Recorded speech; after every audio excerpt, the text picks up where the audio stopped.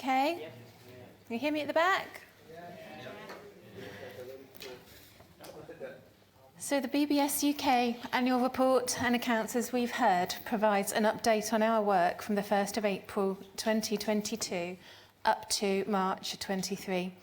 It also provides a comprehensive overview of BBS UK's governance and structure, and I highly recommend that you give it a read. Copies are available in standard print, large print, braille, and it's available online. We also have copies available of our 3-year strategy, which was launched in April 2022, setting out our aims and objectives for the next 3 years.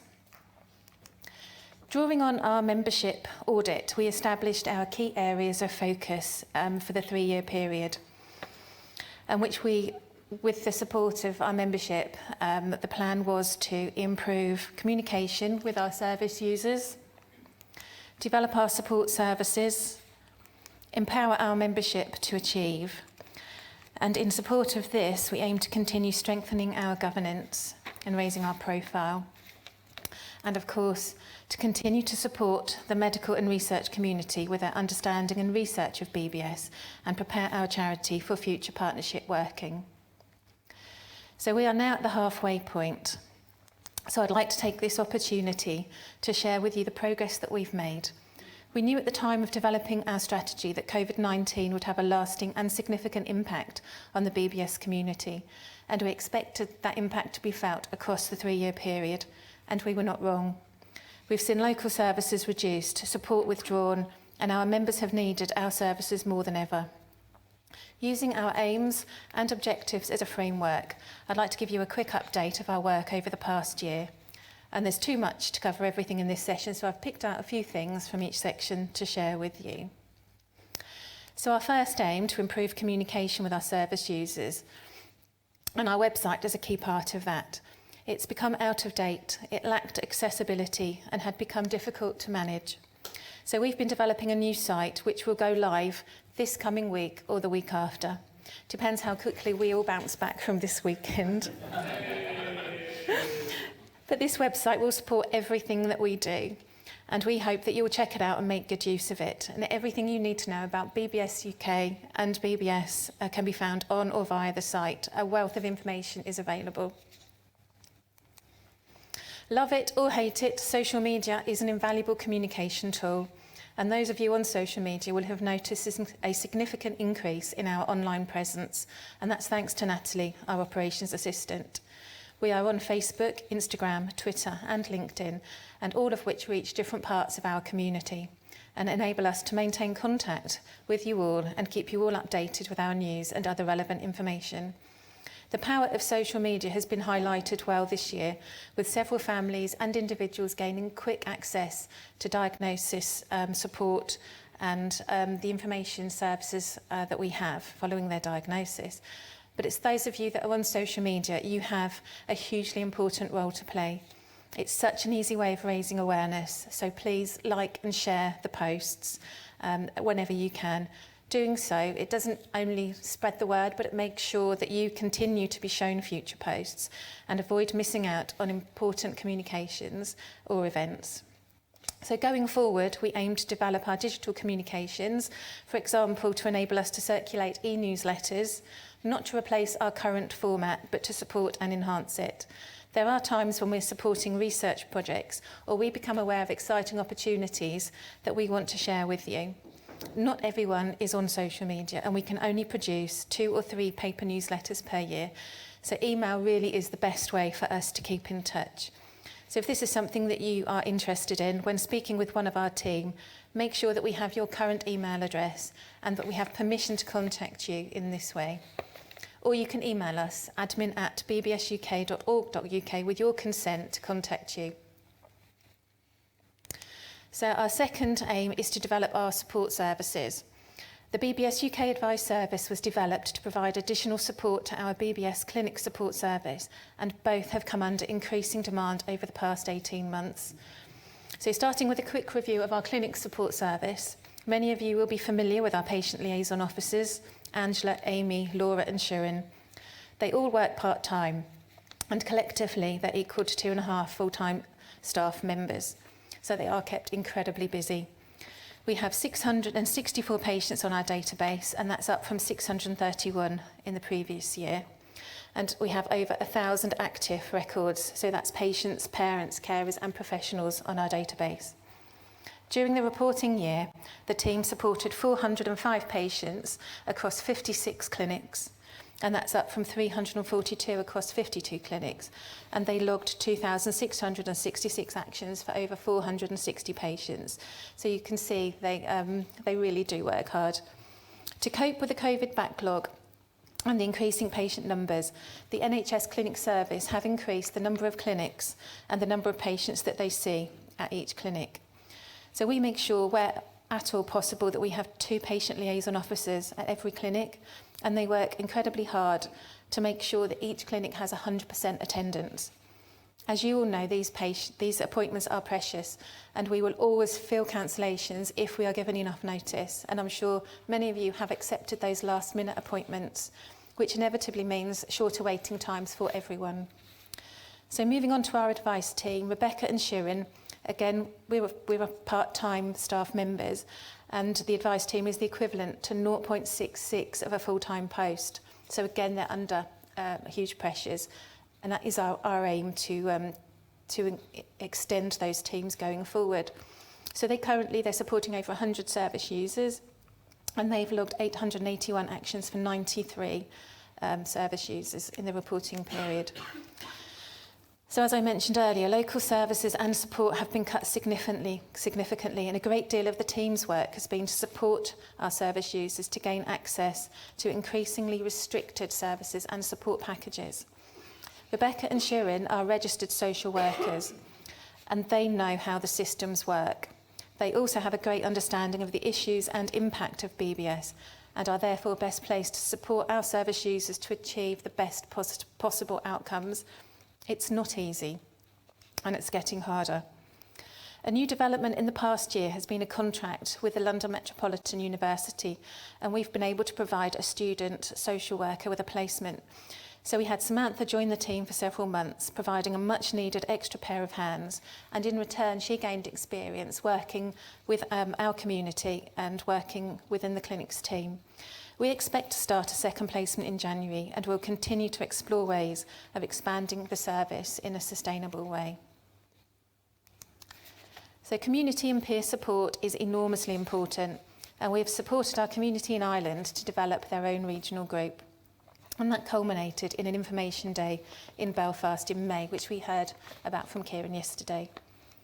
This incredible group of volunteers, led by Lindsay McKnight, created a fantastic event, closely modelled on this conference, with personal perspectives and presentations from Professor Beals, Sarah Flack, RNIB and others. And for many, this was the first time that they had connected with other families with BBS, and the first time they'd connected with BBS UK. And the day enabled them to share their experiences with each other and learn more about the syndrome. An attendee told us, "We were made to feel so welcome, and seeing how it was set up, the information available, it was brilliant, really supportive, really informative. Certainly helped us as we felt completely lost after diagnosis. But meeting everyone and seeing other families at our first conference was an absolute blessing and helped us move forward as a family." Another member told us, "The regional group in Ireland has been life-changing for us. When we received our daughter's diagnosis 2 years ago, we knew of one other person in the country with BBS, and now thanks to this group, we know 30 other families." So the group are now formalising their structure, their leadership board and their future plans, and they invite anyone from Ireland to consider applying for a position on the team. A significant concern for the group is the difficulty that those who live in the south are having with accessing a BBS clinic service, and a key aim is to advocate for and support the development of a multidisciplinary service in the Republic of Ireland to ensure comparable care. So our third aim is to empower our membership to achieve and to self-advocate, and in support of this we have developed a service user advisory group. We want to ensure the voice and needs of the wider BBS community are accounted for and can directly feed into strategy development and service improvements. The group will consist of 6 individuals who have BBS and 6 parents. They will be 16 years or over with experience of using BBS UK services. and we're still recruiting to the group. So if any of you are interested, please email us for more information. We are particularly short of male applicants who either have BBS or who are fathers of children with BBS. Once again this year, we're promoting the 5 Ways to Wellbeing, which provide a practical and easy framework for us to follow to promote our own wellbeing and mental health. The framework is suitable for all ages. We first introduced it to our young people at last year's conference, and they're working through the programme again this morning. Promoted by Mind, the government and the NHS, the 5 Ways to Wellbeing were developed by the New Economics Foundation, and it's based on evidence and research. And the idea is that we build these 5 ways into our everyday lives, and each day we should aim to connect with others, meet up with or chat to friends or family, join a club or a social group, keep learning, learn a new skill, craft or activity, read about things, be curious, things that interest you. Be active, build in regular activity that you enjoy, and we heard about that yesterday. It doesn't have to be a big thing, it can be a small thing, but it's something that you try and build into every day. And take notice, go for a walk, enjoy nature, slow down, and practice mindfulness. And finally, give to others. And this can be an act of kindness. Offer your time, do voluntary work, fundraising, anything like that. Each young person today, or this weekend, has been given a 5 Ways to Wellbeing workbook to complete across the weekend, with activities and crafts to get them started. British Blind Sports are here this morning, giving them a taster of accessible and fun sports to try. And the booklet also contains ideas to continue the programme at home. But 5 Ways to Wellbeing has been shown to benefit all ages, so we would encourage everyone to think about how they can incorporate it into their daily lives. In support of all of the above, BBS UK aims to strengthen its governance and raise its profile. We've simplified our organisational structure, bringing our NHS contract to within the charity, and we've continued growing and developing our Board of Trustees with a focus on filling gaps identified in a skills audit. The BBS UK board is now 10 strong and includes professional experience and skills across management, leadership, finance, project management, contract management, education, medical, genetics, human resources and pharma. In addition to the regional group and service user advisory group, we have established finance, fundraising and HR subcommittees and executive responsibility roles for safeguarding, risk, data protection and health and safety. So on behalf of the staff team, I would like to take this opportunity to say a massive thank you to our board and to Abby, who is stepping down today. They are incredibly supportive and they all give up so much of their time willingly to us all and to the BBS community. So thank you, all of you.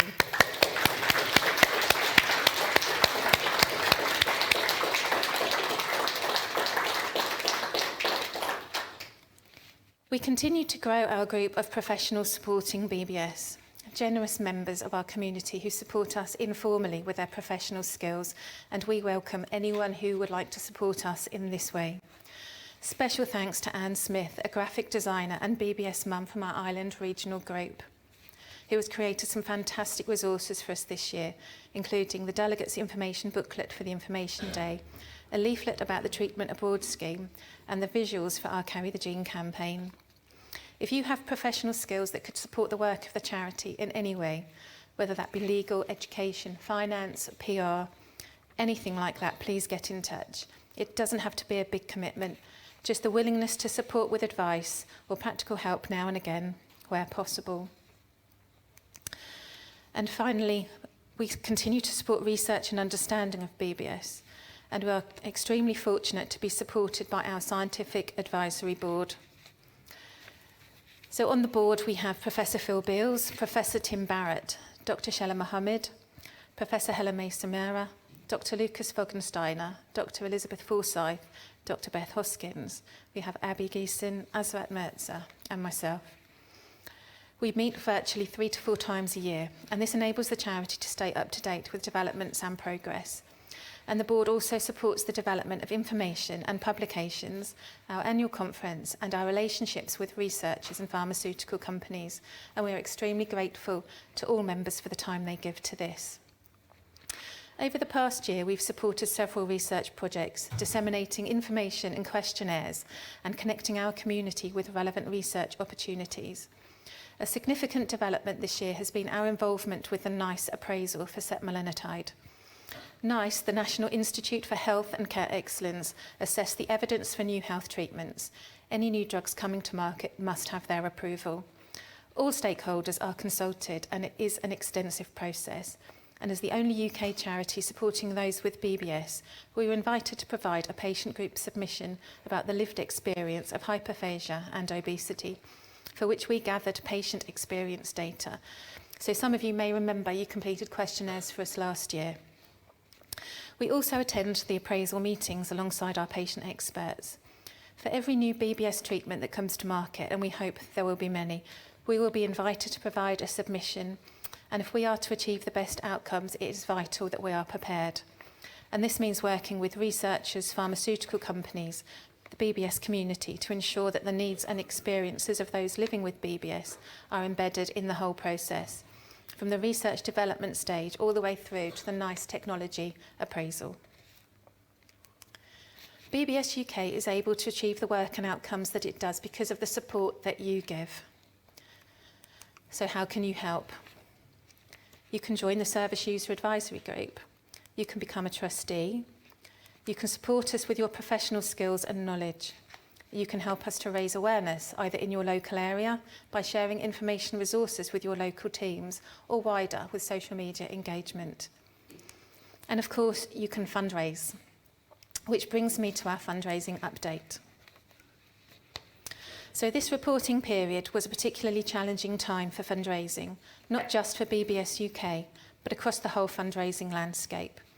We marked 2 years since the start of the pandemic and faced unprecedented challenges, not just with the continuing impact of living with COVID-19, but also the cost of living crisis that continues to affect us all. Across the fundraising sector, events, activities and giving in general were massively impacted, which resulted in an inevitable drop in income.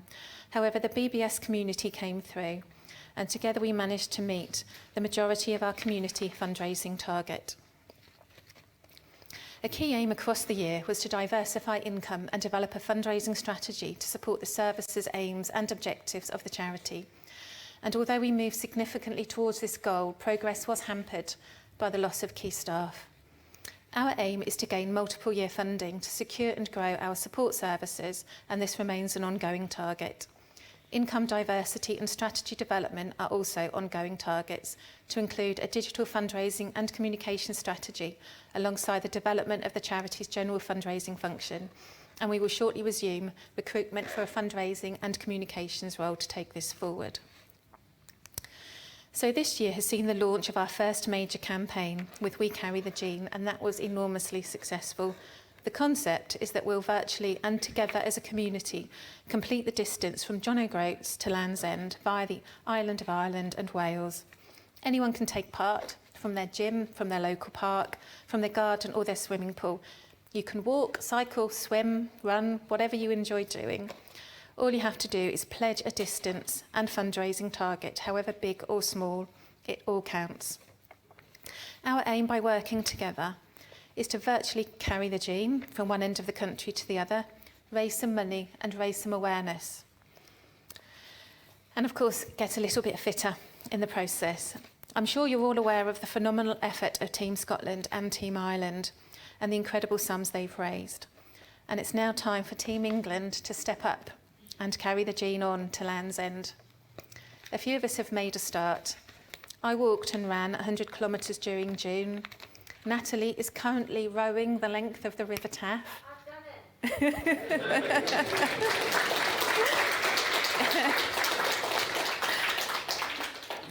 And she's doing that from her local gym in Cardiff. And Rebecca's little boy, Bob, and his friend walked 8 miles. So we've completed 230 kilometres, but we still have another 300 kilometres to finish this. So over to you all, what could you do? Let's show our appreciation to Team Scotland and Team Ireland by grabbing that baton and getting over the line. If you'd like some information and support on how to get stuck in, drop us a line. So BBS UK has been called small but mighty, and that includes our community of fundraisers and donors. You have shown what can be achieved by a few individuals with big ambitions and big hearts. And our heartfelt thanks go to each and every person who has raised funds or donated to BBS UK this year. A big shout out goes to the Wilkie family and their incredible supporters for inspiring and generating an impressive campaign for 2023. And Team Ireland for picking up that baton and showing what can be achieved. Special thanks also go to Tony Francis, who ran the Richmond Half Marathon in support of his sister and raised a whopping $14,500. And to the Sloan family, who have been champion fundraisers for BBS UK for many years, holding quiz nights and afternoon teas year after year.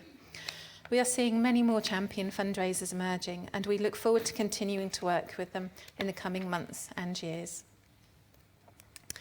So for those of you who might prefer to make a regular contribution, big or small, every pound really does make a big difference. You can become a friend of BBS UK. And this known regular income enables BBS UK to plan, provide and grow core services, which are a lifeline for our community. For more information, there is a QR code on your tables, or you can visit our website. So this weekend, I hope we have shown the impact of our work, the work of BBS UK, and demonstrated the need for growth in our service provision. This is only possible with the support of you, our supporters, donors and fundraisers, and we encourage everyone to think about what they could do to help us to make a difference. Thank you all so much.